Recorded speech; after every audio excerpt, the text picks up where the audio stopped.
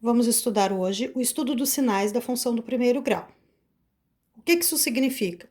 Quais são os valores de x para y menor que zero, y igual a zero e y maior que zero?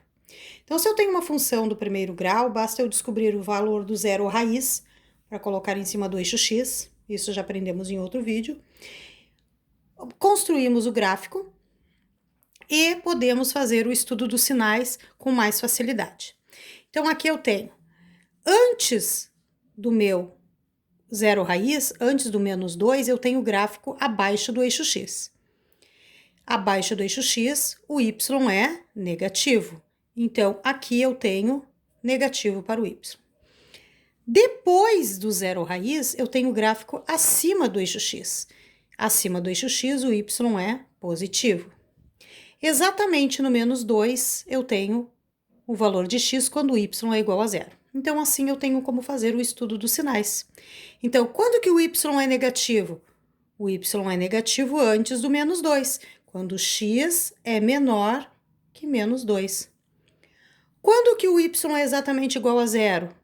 Quando eu coloco na minha função y igual a zero, eu descubro o meu zero raiz. Então, quando o meu x é igual a menos 2. Quando que o meu y é positivo? Depois do zero raiz, ou seja, quando o meu x é maior que o zero raiz, que o menos 2. Isso é fazer o estudo dos sinais. Vamos para um outro exemplo. Aqui eu tenho uma função crescente, aqui eu tenho uma função decrescente. Né? Observem a inclinação do gráfico. Então, aqui eu também tenho o zero raiz.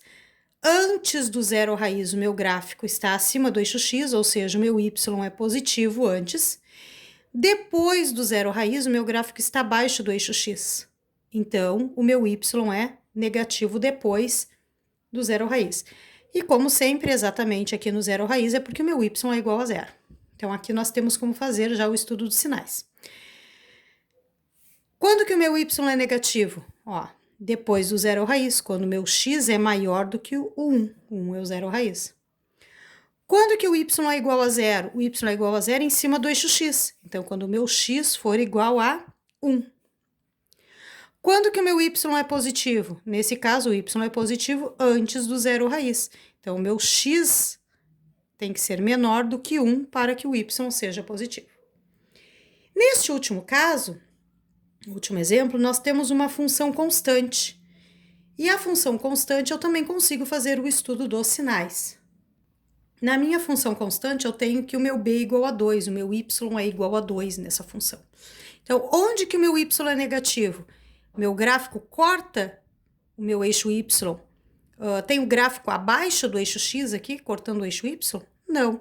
Então, não existe valor de x para y negativo.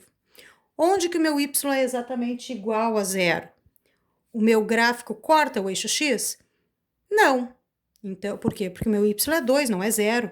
Então, aqui também não existe um valor de x. Quando que ele é positivo? Ele é positivo sempre. A qualquer valor de x que eu pegue, o meu y é sempre igual a 2. Então, é para todo x.